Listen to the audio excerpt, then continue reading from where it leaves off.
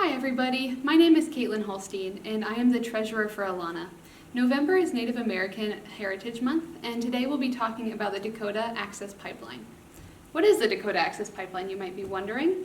Well, it is a nearly 1,200-mile long pipeline that transports oil underground from a mining area in North Dakota to Illinois.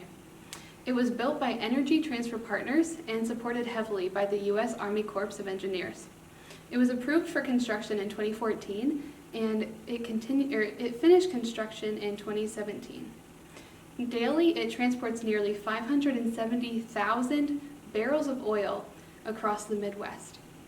The reason it was built was because pipelines are a safer alternative to transporting oil compared to trucks or railroads.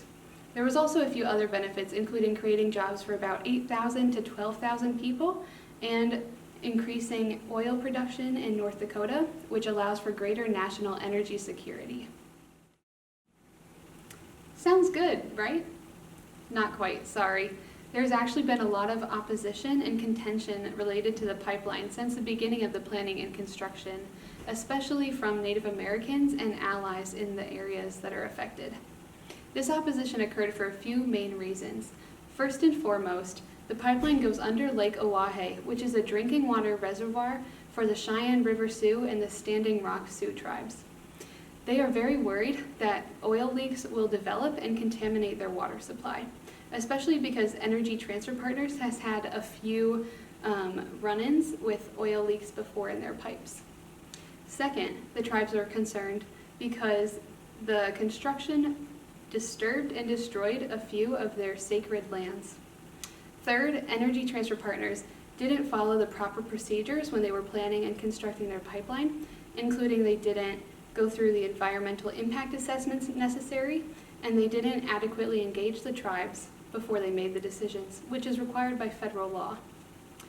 Energy Transfer Partners, however, disputes all of these things, arguing the exact opposite side of the people who oppose the pipeline. They say that they didn't put the people's water at risk, that they didn't affect any reservation land, and that they went through the proper legal channels to plan and create this pipeline. Ready? Yep. Action. Since the beginning of the pipeline, there have been many protests and lawsuits filed against Energy Transfer Partners, especially increasing in 2016. Native Americans and allies from all over the nation and all over the world came together to stop the pipeline. Demonstrators consisted of thousands of people who set up teepees and tents on construction sites, property owned by Energy Transfer Partners, and other encampments nearby in order to slow the progress of the pipeline. They would even stand on roads and highways sometimes and endured the harsh temperatures of Midwestern winters. There was even a 4-day protest in Washington, D.C., and overall, protesters remained peaceful.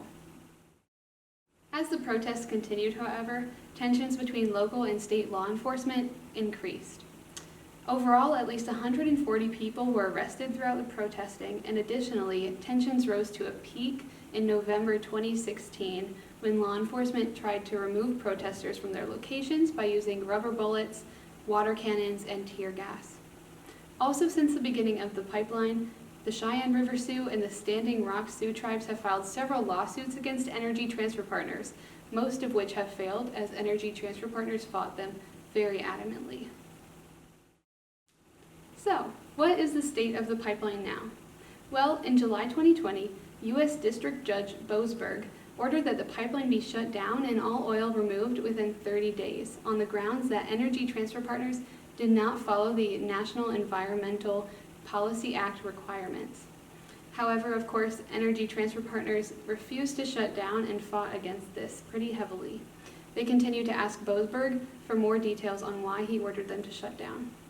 Today, there is still oil flowing through the pipeline, and Energy Transfer Partners continues to find ways to expand their production and improve their efficiency. However, people are still fighting against this, and the fight will probably continue for a while. Who is right in this situation?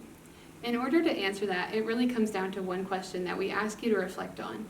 Why was it so hard for some people to acknowledge that clean water is a human right? Thank you all so much for watching this video. I hope you learned about the Dakota Access Pipeline, and join us next time to learn about the true story behind Pocahontas. Thank you and have a great day.